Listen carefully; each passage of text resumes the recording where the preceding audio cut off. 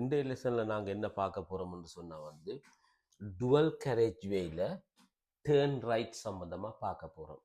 Twelve garage வேயில் turn right சம்மந்தமாக பார்க்க போகிறோம். எப்படி பொசிஷனிங் எதால் போகிறதுன்னு சொல்லி அதுக்கு முதல் நாங்கள் முதல் டுவல் கேரேஜ் வேன்னு சொல்லி எப்படி தெரியும், எப்படி ஐடென்டிஃபை பண்ணுறது. ஒரு பக்கம் போகும், ஒரு பக்கம் வரும். அதை சாஃப்டாக கோடால் பிரிச்சிருந்தா அது டூ வே டிராஃபிக், ரெண்டு பக்கம் போகிற வாருது.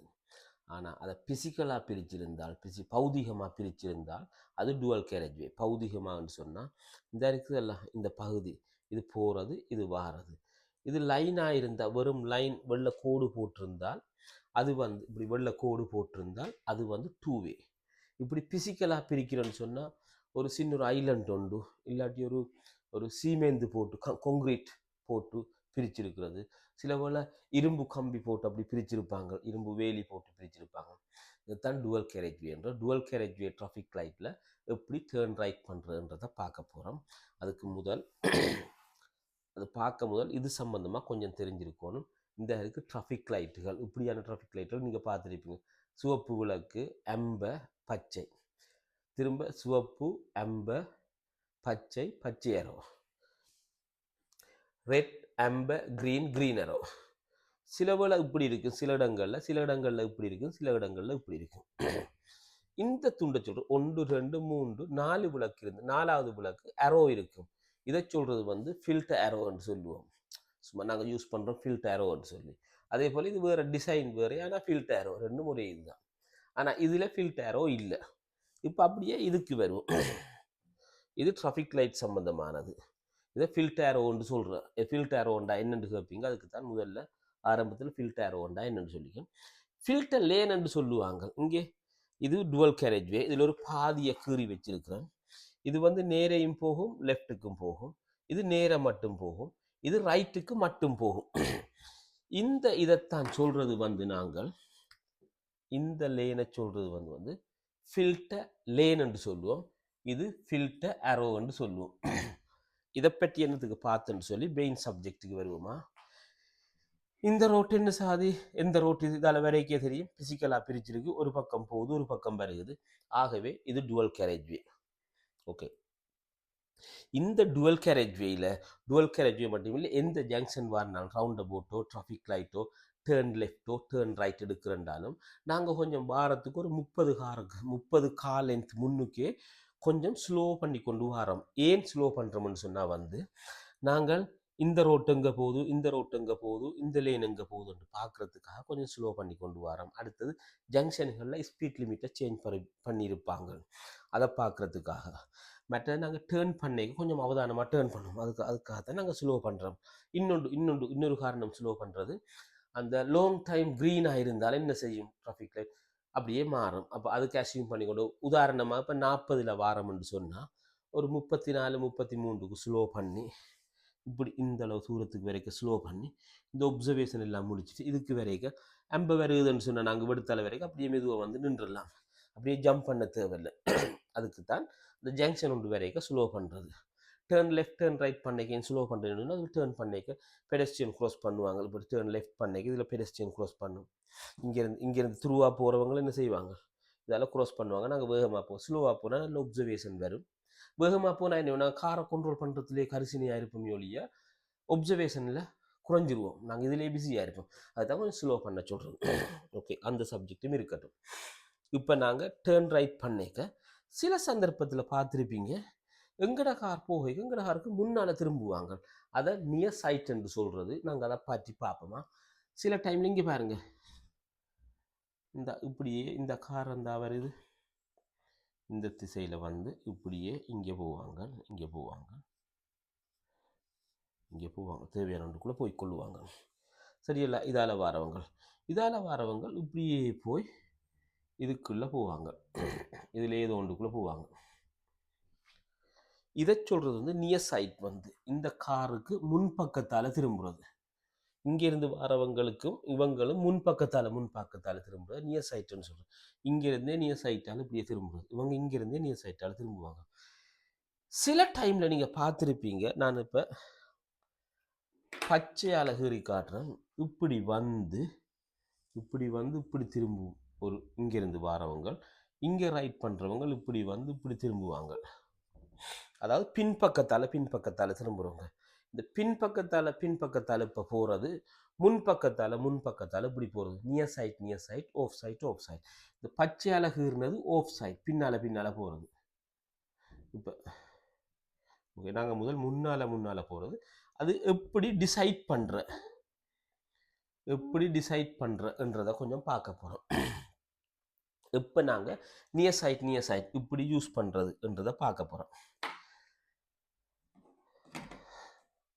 இப்போ நாங்கள் ஸ்லோ பண்ணிக்க பார்ப்போமில்ல. இந்த ஃபில்டர் லேனோ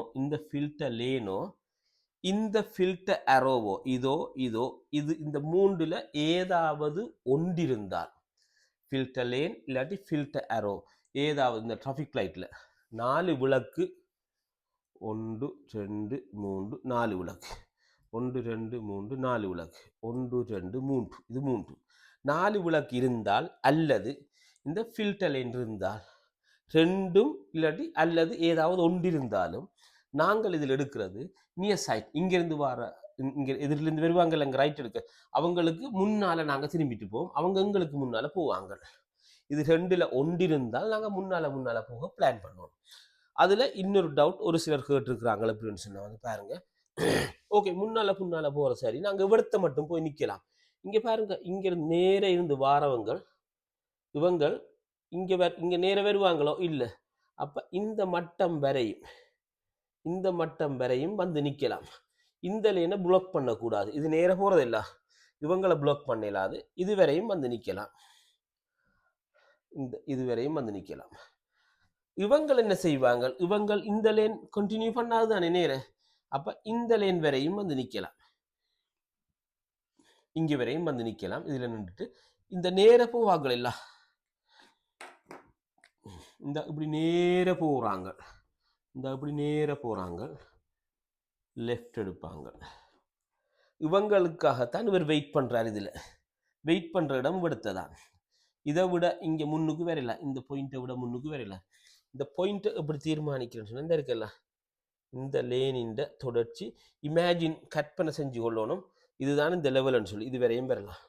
இதை பாருங்க, இந்த லெவல் வரையும் வந்து இதோட நிற்கிறது.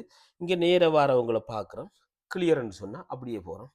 இதை நியர் சைட்டுன்னு சொல்கிறது. ஓகே, நாங்கள் எப்போ ஆஃப் சைட் செய்வோம்னு பார்ப்போமா? ஆஃப் சைட் எப்போ செய்கிறேன்னு பார்ப்போம். ஓகே, நாங்கள் முதல் பார்த்தோம் நியர் சைட் முன்னால் போகிறது. முன்னால் போகிறண்டா என்ன செய்யணும்? இது இருக்கணும், அல்லது இது இருக்கணும், அல்லது இது இருக்கணும். ஃபில்டர் அரோ இருக்கணும், இல்லாட்டி ஃபில்டர் லேன் இருக்கணும். இந்த ஜங்ஷனை பாருங்க, ரெண்டுமே இல்லை. இமேஜ் பண்ணுங்க, இந்த டிராஃபிக் லைட்டில் இதுதான் இருக்குது. இப்போ இந்த டிராஃபிக் லைட் தான் இப்போ இங்கே இருக்குது. அப்போ 3 தான் இருக்குது, 4 விளக்கு இல்லை. அடுத்தது பாருங்க, இந்த ஃபில்டர் லேன் இருக்குல்லோ, அதுவும் இல்லை இங்கே. அப்போ ஒருவர் இப்போ இங்கேருந்து வாராரு ரைட் எடுக்கிறதுக்கு. இங்கே இருக்கிற சிவப்பு கார் இப்போ இங்கே வரப்போறாருன்னு சொன்னால், இவர் இங்கே எவ்வளவு தூரத்துக்கு முன்னுக்கு வரலாம்? இப்படியே வந்து விடுத்த நிற்கலாம். ரைட் எடுக்கிறவங்க எல்லாருக்கும் விட்டு கொடுக்கத்தானே வேணும். அப்போ இவர் இங்கேருந்து இதை கற்பனையில் இமேஜ் பண்ணி கொள்ளணும். நாங்கள் இங்கேருந்து வரோம், இப்படி லைன் இருக்காது, இதை நான் கற்பனையில் இமேஜ் பண்ணிக்கொள்ளணும். இப்படியே வந்து இப்படி வரணும். உதுவரையும் வரலாம், இதை விட இனி இங்கால வரக்கூடாது. அடுத்தது எவ்வளவு தூரம் இங்கால அவர் ரைட் பக்கம் சாயலாம்னு சொன்னால், இது அடுத்த கற்பனை. இதுவரையும் வரலாம். இந்த இடத்துல தான் அவர் இருக்கணும். அவர் இங்கிருந்து வந்து இவ்விடத்துல தான் வெயிட் பண்ணணும். இந்த இடத்தை தீர்மானிக்கிறது ஒன்று இந்த லைன். இவர் இங்கே இருக்க இவர் ரைட்ல இருக்கிற இந்த லைனையும் எதிர்த்து சேர்ந்து வருவாங்களா, அவங்களோட இந்த லைனையும் கனெக்ட் பண்ணி கொள்வது, ஜாயின் பண்ணிக்கொள்ள ஒரு கற்பனையில் வச்சுக்கொண்டு இந்த லைனை தழுவின மாதிரி தான் வரணும். தழுவின மாதிரி இப்படியே வந்து, இது கொஞ்சம் தழுவின மாதிரி இல்லாமல் இருக்குது, இது இப்படி நல்ல க்ளோஸாக வரணும்.